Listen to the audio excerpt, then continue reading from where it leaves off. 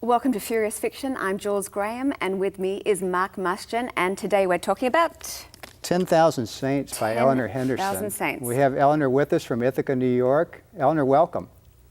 Thank you so much. And you were from Florida before. You're from Gainesville. So it's, yeah, we know Gainesville here. I am a Gator, I'm afraid to say. All right. Well, the novel is kind of an amazing thing about it. It takes place, it follows a young man and a group of young people in the late 1980s and kind of the post-punk scene in New York. And were you familiar with that to begin with? How did you find that or know about it? I found it through my husband's experience, really. It wasn't a scene that was familiar to me at all. Growing up in Florida, I felt pretty far from it. But my husband, whom I met in Florida, grew up for much of his childhood around New York City, and is the same age as my main character, and so encountered post-punk and straight edge scene in particular in New York in the late 1980s. So much of the book draws on his experience. And they're so angry. There's so much anger in there. It was interesting because you have all of these broken kids with their broken lives coming from broken families, and yet it's the kids that seem to grow in the book while their parents are still stuck in their early years. Right.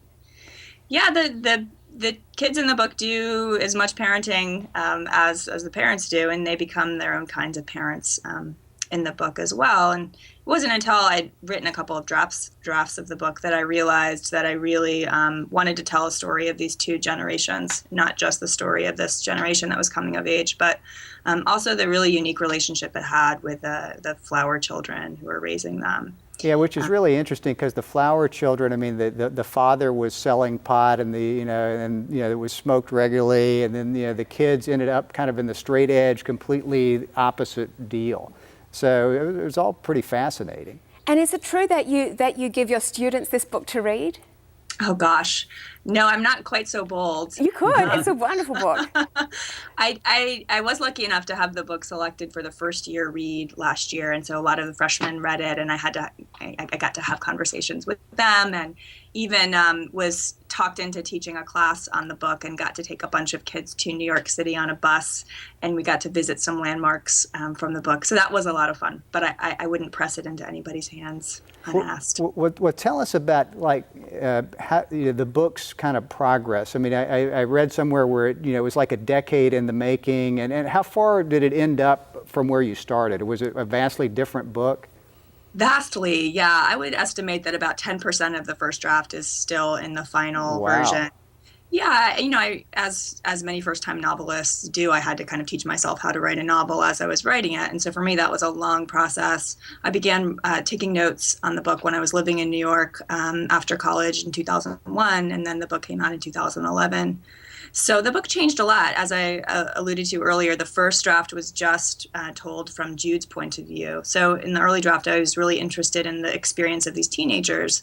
But then as I began to grow up myself, I became more interested in the parents' point of view, I think, and was able to access this scene that I wasn't very familiar with or comfortable with even, in a more varied way, I think, by introducing the parents. So that was a major change that happened during the course of writing the book. Many more points of view were introduced.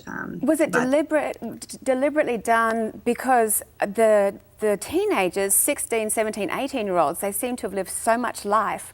Was that deliberate? It was a surprising fact they'd been through all of these life experiences and they weren't even 20 yet. Yeah, I know, and it shocked and saddened me sometimes too. When my dad, who's 80, read the book, he said that he felt so much for them because they were so mature. So I think that's a realistic portrait for a lot of kids from my generation, my husband's generation. He's a little bit older than I am.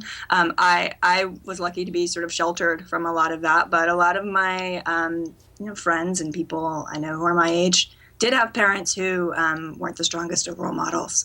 And so they did live a lot of life and had to take care of themselves. And so that was one of the things that was so interesting to me about this straight edge scene, was that many of its members were able to take care of themselves and really took care of each other as a family.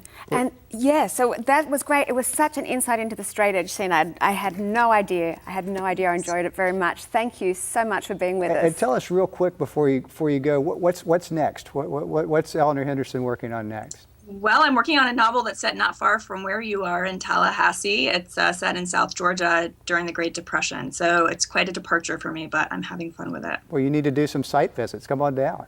Yeah, I'll have to. Thanks so much. Eleanor Henderson, her novel is 10,000 Saints. We'll see you next time. We'll see you next time on Furious Fiction.